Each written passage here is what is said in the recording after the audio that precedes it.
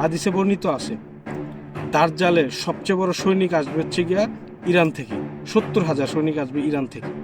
আজকে ইরানের যে পরিণতি, তার জন্য একমাত্র দায়ী হচ্ছে সৌদি আরব। মুসলমানের সবচেয়ে বড় শত্রু, এটা আবারও প্রমাণ করলো সৌদি আরব। গত 2-1 দিন যাবৎ আপনারা হয়তোবা সবাই সোশ্যাল মিডিয়াতে এবং বিভিন্ন নিউজ টিভিতে দেখতেছেন যে ইরানের উপর ইসরায়েলি হামলা। তো এই বিষয়ে বহু ধরনের মিশ্র প্রতিক্রিয়া আছে মানুষের মধ্যে। তো আজকে সেই বিষয়ে আলোচনা হবে। ইরান কিন্তু প্রথম হামলা করেনি, ইরানের উপর ইসরায়েল সর্বপ্রথম হামলা করছে। হামলার প্রতিক্রিয়ায় ইরান হামলা করছে। ইসরায়েলের উপর হামলা করতে যে বিভিন্ন আমেরিকার যেই সেনাঘাঁটি আছে তার উপর ইরান হামলা করেছে। সেই বিদায় দুবাই, জর্ডান, বাহরাইন, কাতার, সৌদি আরব এবং কুয়েতের উপর ইরানের বিভিন্ন মিসাইল পড়ছে সেনাঘাঁটির উপর। তো সেই নিয়ে দেখলাম অনেকেই অনেক বিভিন্ন ধরনের প্রতিক্রিয়া দিচ্ছে এবং বাংলাদেশ, বিশেষ করে বাংলাদেশ থেকে নিন্দা জানানো হয়েছে। কিন্তু যখন ইন্ডিয়ার বর্ডারে বাঙালি মরে বা ইন্ডিয়ার বর্ডারে বাংলাদেশি নাগরিককে গুলি করে মারে, তখন কিন্তু আবার বাঙালি বা বাংলাদেশের সরকার নিন্দা জানাতে পারে না, কারণ তখন তাদের গডফাদারে বাংলাদেশের নাগরিক মারছে, সেই হিসাবে তারা নিন্দা জানাতে পারে না। কিন্তু আজকে এই জায়গায় নিন্দা জানাইছে, তো সমস্যা নাই। আয়াতুল্লাহ আল খামিনি কালকে মারা গেছে, এই বিষয় নিয়ে বিশেষ করে দেখলাম বাংলাদেশের সবাই বিভিন্ন ধরনের প্রতিক্রিয়া দিচ্ছে যে আয়াতুল্লাহ আল খামিনি মারা গেছে, ভালো হয়েছে, বা অনেকে দেখলাম হাসি উল্লাসের একটা পোস্ট করতেছে।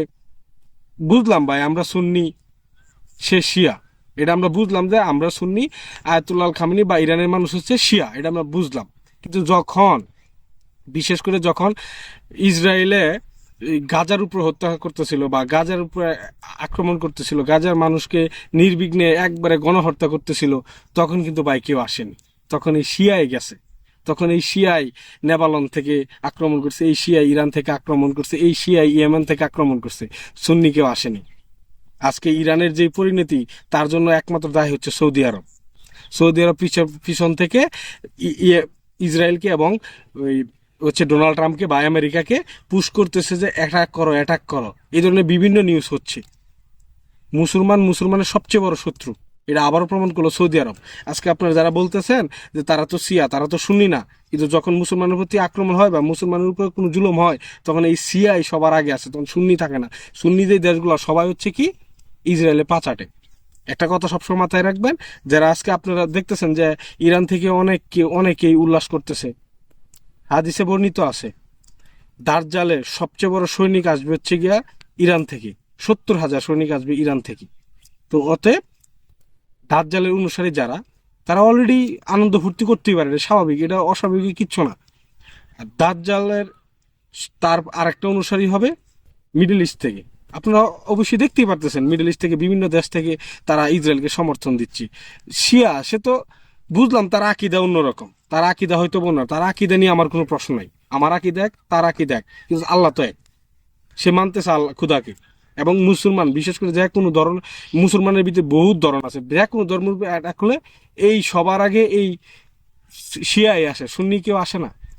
সুন্নি সবাই আমেরিকার পাও ছাড়ে, সুন্নি সবাই ইসরায়েলের পাও ছাড়ে, সুন্নি সবাই ইসরায়েলের পাও ছাড়ে। আপনি দেখেন আজকে তারা মিসাইল ছাড়ছে, একজন বাঙালি মরছে, এত নিন্দা জানাচ্ছে। গণহত্যা, একবারে মাস প্রোডাকশনে যে সময় গণহত্যা চলছিল গাজার মধ্যে, তখন কিন্তু এই শিয়াই আসছিল, এই ইরানি আসছিল, তখন কেউ আসে নাই। ওই ইরাকও আসে নাই, ওই সিরিয়াও আসে নাই। সিরিয়ায় যে সময় বাশার আল আসাদে গণহত্যা চালাইছিল, তখন এই ইরানি ছিল, সাহায্য করছে।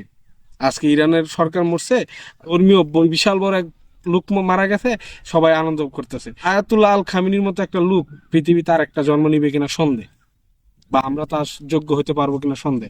আজকে তার মৃত্যুতে আমরা খুশি পালন করতেছি। আয় রে মুসলমান,